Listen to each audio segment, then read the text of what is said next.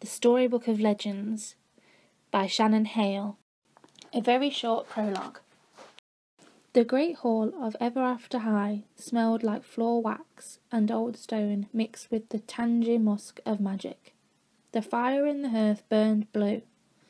An enchanted frog sat beside the arched doorway, repeating, "Welcome to the Legacy Day ceremony. Please watch your step."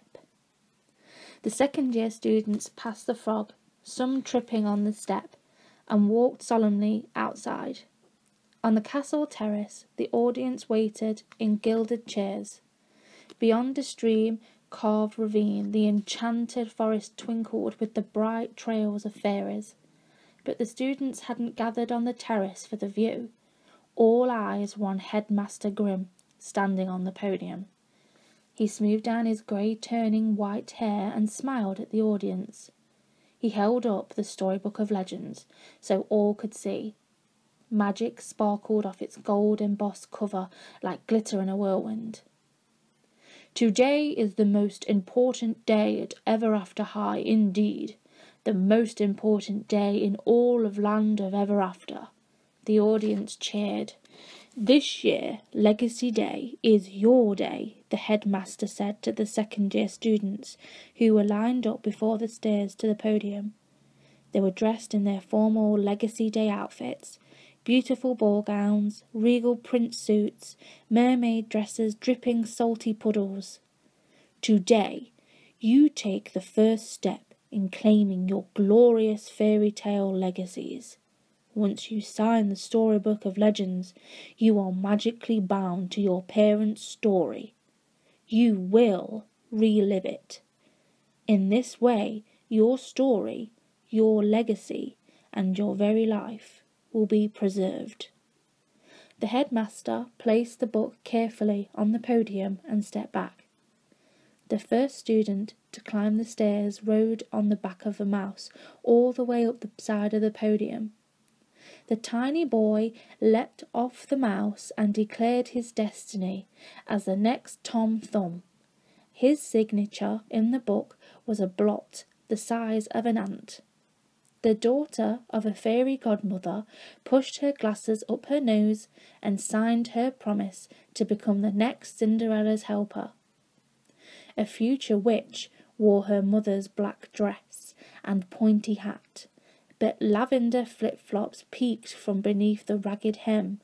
She signed with a frown, hastily wiping a tear off her cheek. While everyone watched with interest, two in the audience barely breathed. They barely blinked. One leaned forward, yearning for her chance to sign. The other leaned back, as if nervous to get too close. Both would take their turn at the book in just 1 year, and one's choice would change the Land of Ever After forever. Chapter 1. Never touch the mirror. Once upon a new school year, Raven Queen was packing. She blasted Taylor Quick's new album from her mirror pod, dancing while grabbing things from her closet and tossing them into her clothing trunk. The heap of clothes was entirely purple and black, so she threw in a pair of silver sandals to add a colour. Raven opened her window. The sun was setting into the copper sea. The last page of summer was closing. "Hey, Ooglot," she called out as she hefted her trunk onto the windowsill of her fourth-story bedroom. She let the trunk fall in the courtyard below. The family ogre caught it with one blue hand and waved to her. She waved back. Summer had been nice. No homework, just hours and hours to listen to music and read adventure novels. A couple of days each week she had to babysit Cook's twin boys, Butternut and Pie, in exchange for heaps of pastries. And she and Dad had sailed their little boat down the coast to spend a week with Pinocchio and his daughter, Cedar Wood. Raven had loved making tea visits with the blue-haired fairy, playing card games by the fire, and staying up late with Cedar, singing karaoke and laughing into their pillows. All nice as mice, but Raven was eager to rejoin her friends at Ever After High for her second year of boarding school. She was trying very hard not to think about how her Legacy Day was just a few weeks away. Ever since witnessing Legacy Day as a first year, she'd done her best to block it out. Back then, the future had seemed so distant. A foghorn bellowed, calling her to dinner. Raven put on a sweater as she left her room. Queen Castle was chilly. There were far too many unoccupied rooms to bother lighting fires in all their hearths. When her mother had ruled, the castle had teemed with servants, soldiers, and creatures of the shadows, and all of them had watched young Raven, ready to tattle to her mother if they caught Raven doing anything kind.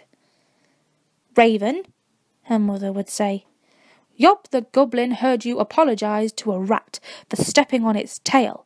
Such behaviour must stop." "But I didn't mean to step on its tail," she'd say. "Not that. The apology. The evil queen never apologises for anything. You must learn that now." Raven preferred the castle mostly empty. She made her way through the massive great hall, feeling as if she'd been swallowed by a whale. She stuck out her tongue at the shadows and slid down the banister of the staircase as she used to when she was a kid. She flung open the huge dining room doors and announced, "I'm here!" Years ago her mother hosted hundreds of guests at that dining table. Tonight, as usual, the only diners were Raven, her father, Cook, and Cook's 4-year-old sons. "Raven!" Butternut and Pie said in unison. They had hair as orange as Butternut's namesake and faces as round as Pie's. "Hey, little cooklings," she said.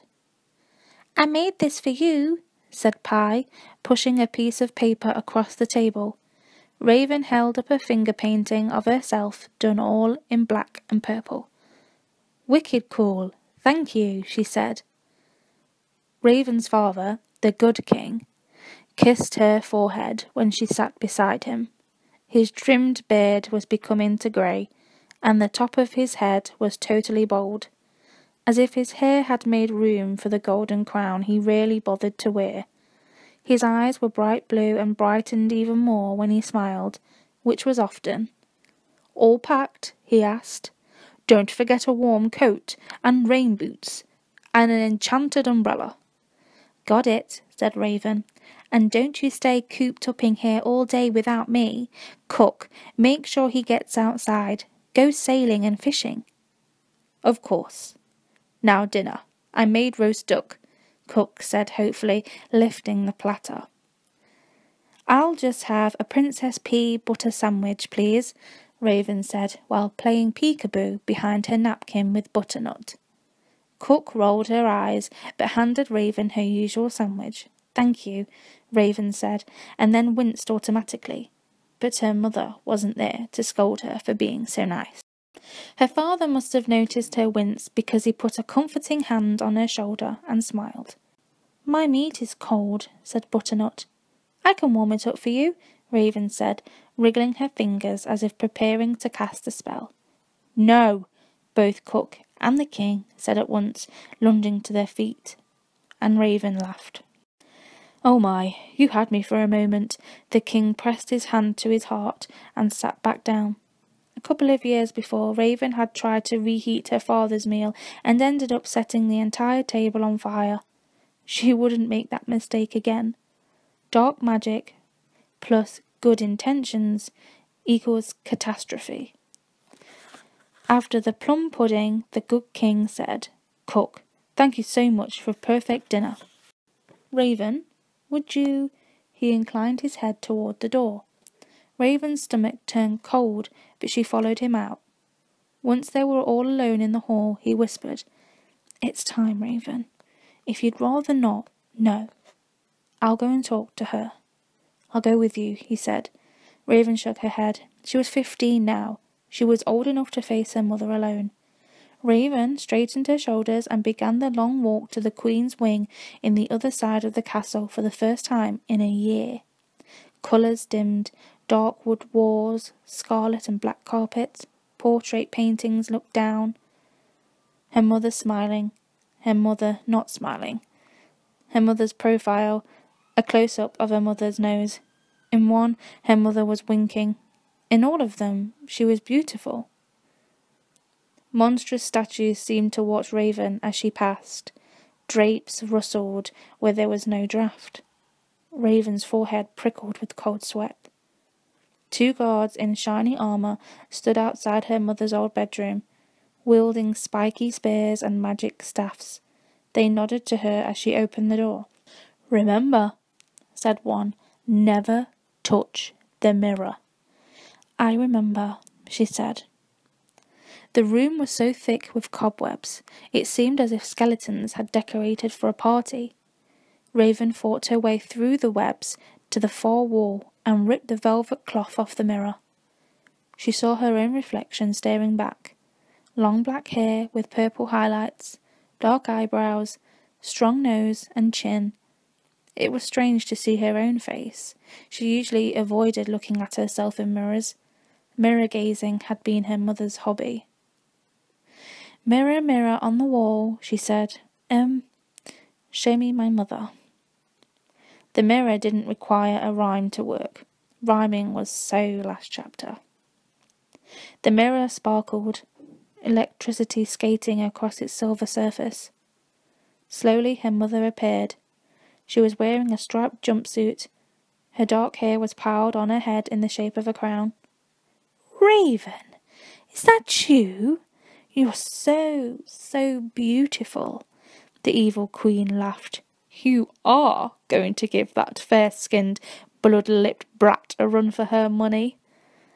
Raven pulled her hair out from behind her ear, letting it fall over half of her face. "Hi, Mother," she said. "How's, mirror prison?" "Meh," the evil queen said, with a pretty shrug. "Tell me all the gossip. What's happening in Ever After? Did they figure out how to undo my poisoning of Wonderland Madness yet? Has someone else copied me and tried to take over all of Kingdoms? Is your father still a mind-numbing excuse for a man?" Raven clenched her fists. "Don't make fun of my dad," she wanted to shout at her. But she met those dark eyes in the mirror, took a deep breath, and looked down. Even with her mother imprisoned far away, she didn't dare to argue back. Everything's pretty much the same as last year and the year before.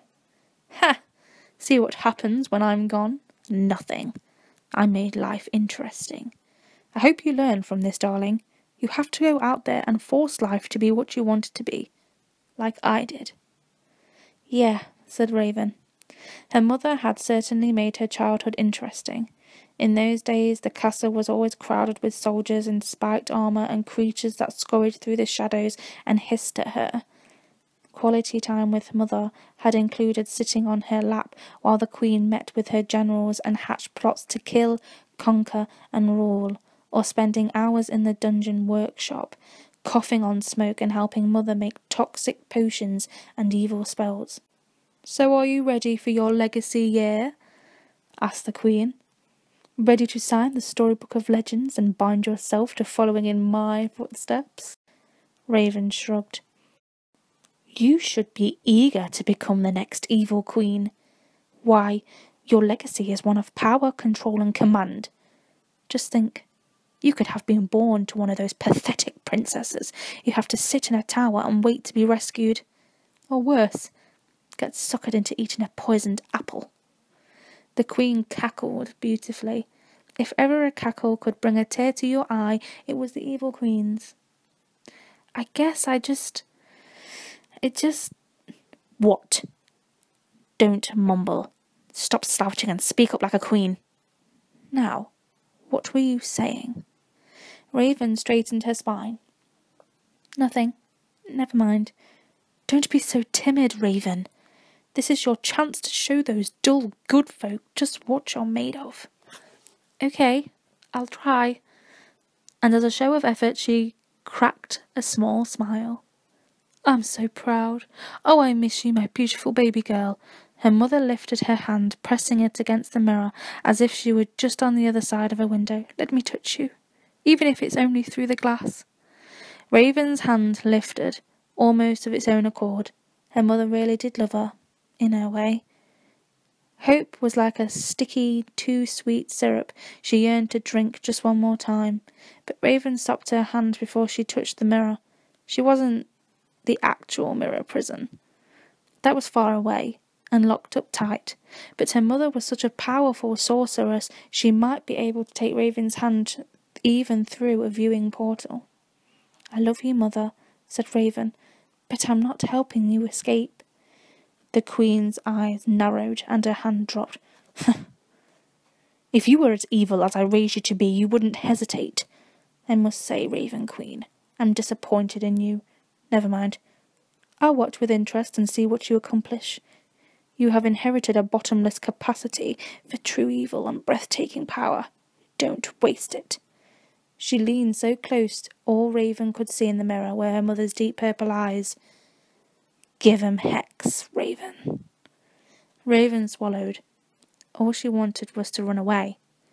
Their time ended and the mirror turned off. Instead of her mother's face, Raven saw her own again. It was remarkable, really, how much they looked alike. Chapter 2. Simply, unquestionably perfect. Applewhite opened the pink silk curtains even wider to let in all that buttery sunshine. My, what a perfect day to travel, she said.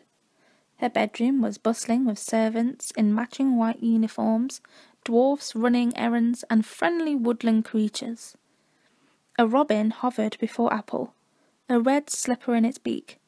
It cocked its head to one side as if asking a question. Yes, pack that one, Apple said. In fact, let's just pack all my shoes, shall we? The squirrels rustling across the floor squeaked in unison. They began carrying shoes from the closet and depositing them in an open trunk as if storing nuts for the winter. Not the blue ones, Apple called to a bluebird in her sock drawer. The white ones, if you please. Apple's mirrophone played a message of One Reflection's song, You Don't Know You're Charming, to announce she'd received another hexed message. This one was from Briar Beauty. Apple typed with one hand while brushing her blonde curls with another. Her hair never seemed to need brushing, but she was an overachiever. Apple, when will you get to Ever After High? Briar asked. Apple texts back. My father is prepping the hybrid carriage now. I should be there in a few short hours. Briar texts back. Excellent. So then Apple texts back. I'm there. Charm you later. Snoozy, snappy, Apple called to her dwarf lackeys. The first 4 trunks are ready to go. Would you be so kind as to carry them down? You too, Pouty. Don't you stick out that bottom lip, you silly. My name's not Pouty, Frank said poutily. Careful with that end, Sloppy, Apple said cheerily. My name is Phil, Soppy grumbled. Apple laughed. Oh, you sillies. She patted her heads as if they couldn't help but smile. Who could hold back a smile when looking at Applewhite? The sounds of cheering floated in through her window. Apple stepped onto her balcony, and the cheering grew louder. In the courtyard below, hundreds of men, women, and children from the village had gathered, many wearing I Love Apple t-shirts. My dear subjects, you are simply unquestionably perfect, she called out, tossing candy and coins to the crowd. She kept a candy and coin basket on the balcony so she would be ready for adoring crowds at a moment's notice. No, you are perfect, someone shouted, and the cheering renewed. She pressed her hand to her heart.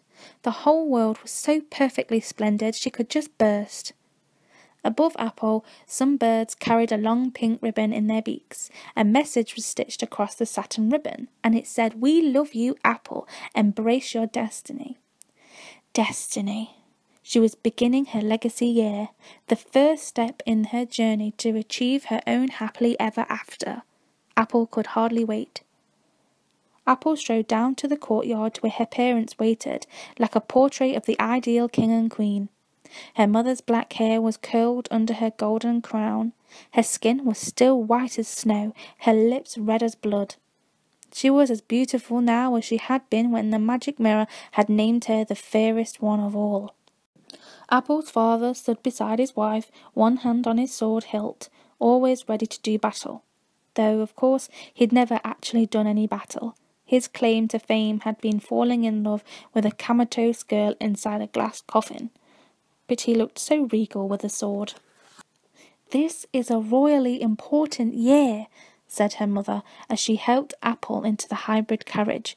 Her voice was high and a little squeaky, as if all that time spent lost in the woods with squirrels had taken its toll. "I am so proud of you. I know you will prepare yourself to be the perfect Snow White." The maids, servants, guards, and dwarfs in the huge hybrid carriage all nodded. Apple blushed. They must have noticed how dedicated she was to her subjects, how hard she had been studying kingdom management, all the time she put into preparing to be a queen. "Just look at her eyes, her skin," whispered one of her maids. "I did not think it was possible," a groomsman whispered back, "but she is becoming even more beautiful than her mother." "So beautiful," said a manservant, "the perfect Snow White." "Well, except for the hair. A shame she was born blonde." Apple winced. "I think her blonde hair is even lovelier than her mother's black hair." "How can you? The fairy tale specifies hair as like ebony." "Listen, the hair doesn't matter. Her eyes, her nose, those lips, that profile. She is the definition of beauty." Apple turned her face to the window as the hybrid carriage started on its way. Was that all everyone saw in her? A perfect profile? A beauty like her mother?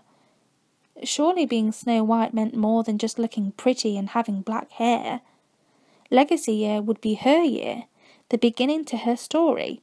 But she didn't just want to prove that she was pretty enough to be queen, black hair or blonde. She wanted to prove she could rule like one. Chapter 3. Always doing is how it's done. Raven hugged her father one last time, stepped into a travel mirror in the front room, and fell out of a travel mirror on a high balcony of Ever After High. Raven peeled herself off the ground, her head swimming, her limbs shaking. She grabbed a banister to keep herself from falling again. Journey by a mirror felt like being rolled into a blanket and tossed into a cold bath. But when your home is a faraway castle clinging to a craggy cliff over a wind-tossed sea, no travel options were convenient. Ever After High held court on a hill in the centre of a valley, its tower set banners fluttering in the wind like birthday candle flames. Below her, Raven could see the village of Bookend, and beyond that, pastures, forests, and mountains ranged out to all the fairy tale kingdoms. She took an uneasy step and almost squished a mouse, which scurried out of her way. "Excuse me," said Raven. It turned around, shaking a little grey fist at her, then seeming to recognise her, squeaked and ran away. Raven frowned. Her trunk pushed through the mirror after her, landing with a thunk on the floor. She pulled on the strap, making slow, grating progress towards the castle door. 3 little pigs were passing by, carrying their clothes tied up in handkerchiefs on the end of poles. "Hey, would you mind helping me get this trunk up to the dorms?" she asked. The pigs turned around with smiles on their round faces, but when they saw it was Raven, the smiles disappeared. They squealed and hurried away, their trotters clacking on the tiles. Raven frowned again. All through nursery rhyme school, other kids had made fun of her for being the evil queen's daughter, but she wasn't used to causing fear. Her mother had warned her that would happen as she grew older. Well, from her mother it hadn't been phrased as a warning so much as a delightful promise. "Why, one day the very sight of you will cause all living creatures to shake in terror," she laughed. "Ugh." With her eyes closed and fingers crossed, Raven tried a levitation spell on her trunk, and it worked. Sort of. She climbed the stairs to the dorms, her trunk bumping and scraping along behind her, leaving a shiny trail like a snail slime. She'd have to clean that up later. A couple of times the trunk nudged her in the back, knocking her onto her knees. She found a door marked Raven Queen and Madeline Hatter, and would have shouted with delight if she hadn't been so mirror-sick. Rooming with her best friend forever after, what a spell of fortune. Dizzy, chilly, and beat, Raven collapsed on her bed. She rolled over, sensing of pee under the mattress. Typical orientation week prank. She dug around, found the pee, and tossed it across the room. A knock on the door, probably Maddie. She could just walk in, but the girl loved to knock. Raven pulled herself up and stumbled to the door. "Mirror travel," she moaned. "I feel like a grape squeezed for juice. Please make me laugh." She opened the door. "Laugh?" said a melodious voice that belonged to Applewhite, not Maddie Hatter.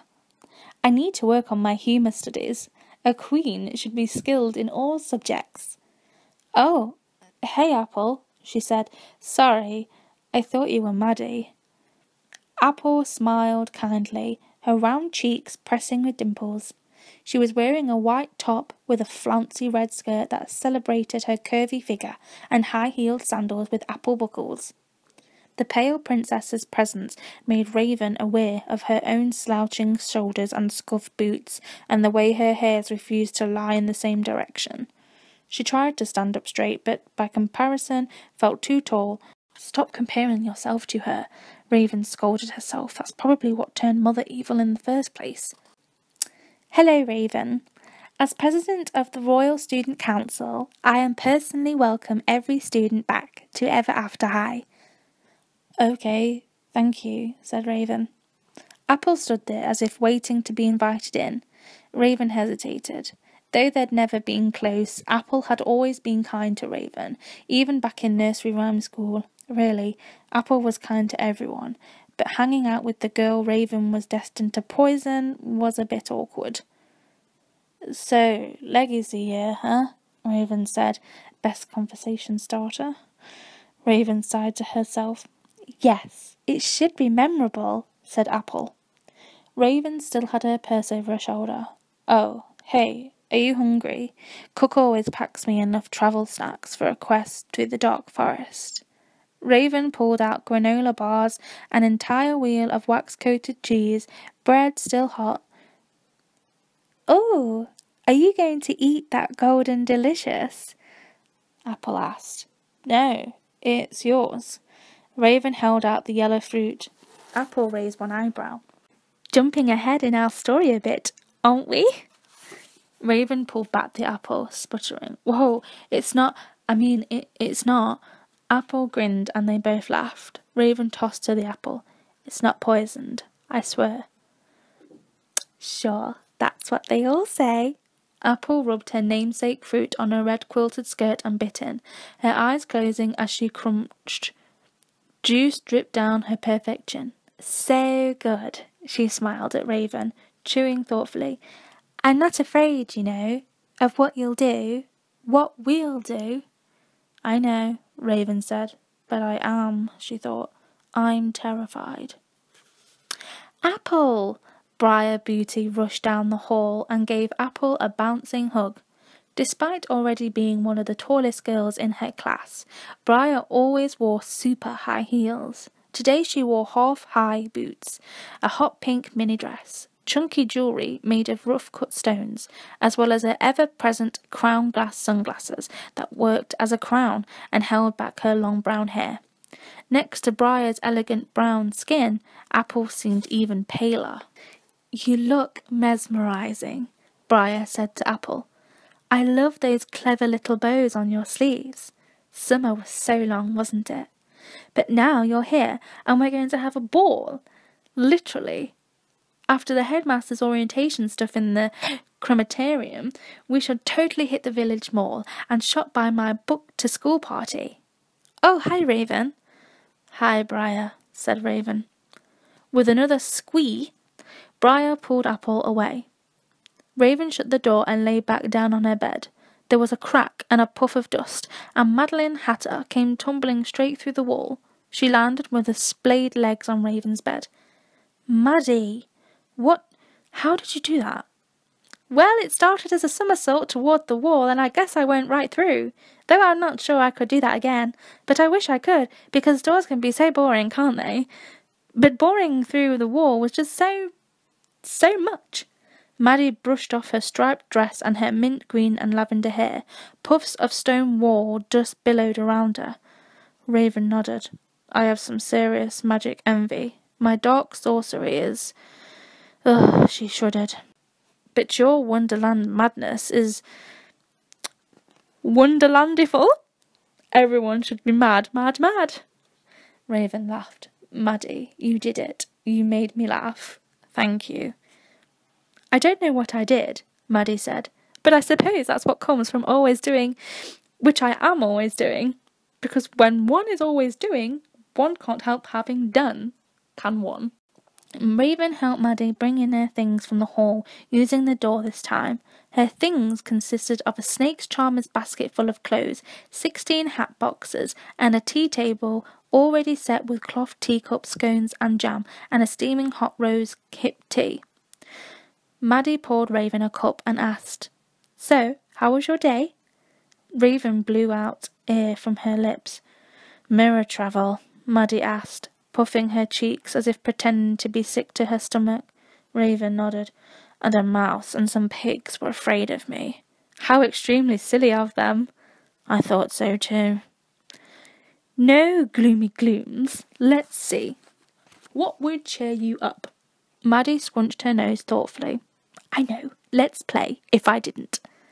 "Excellent," Raven said. She loved Wonderland games. "I'll start. If I didn't sleep in a bed..." Maddie shut her eyes tight, then opened them wide. "Then I'd nap in nice warm bed." "Oh, nailed it," said Raven. "I have a good one for you." Maddie smiled, and her blue-green eyes sparkled. "If I didn't have to be the evil queen..." Raven felt her mouth open, but had no words to speak. What would she be? It was a pointless question, because she didn't have any choice in the matter. "I don't know," she whispered, feeling hollow. "Silly, that doesn't rhyme," said Maddie. "I win." Raven felt stunned, not from losing the game, of course. No one could beat Maddie at a Wonderland game, but Raven had never allowed that question to enter her mind before. If I didn't have to be the evil queen... Maddie poured Raven another big cup of rose hip tea and plopped in 3 sugar pebbles. "A tea party makes everything better," Maddie said. Raven drank her tea and had to agree. Nothing could be truly horrible as long as she had a friend like Maddie. That's what Raven thought, anyway. It wasn't the first time Raven would be wrong. "Why would Raven be wrong?" asked Maddie. "Huh? What do you mean?" asked Raven. "Well, I just heard a voice say that you thought nothing could be truly horrible than that you were wrong." Raven looked Maddie over. "I forgot that the wild magic of Wonderland madness has some side effects, like hearing voices. Hey, how about we find Cedar and go together to the crematorium?" "Terrific. Shall we somersault or walk?" Hey, this is Kelly from Kells Books for Kids.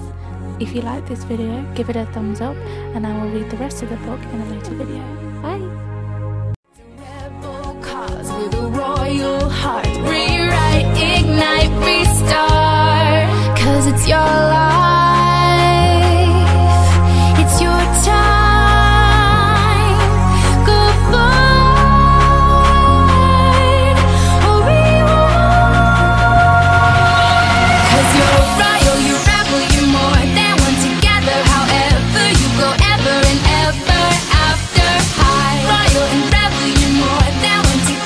However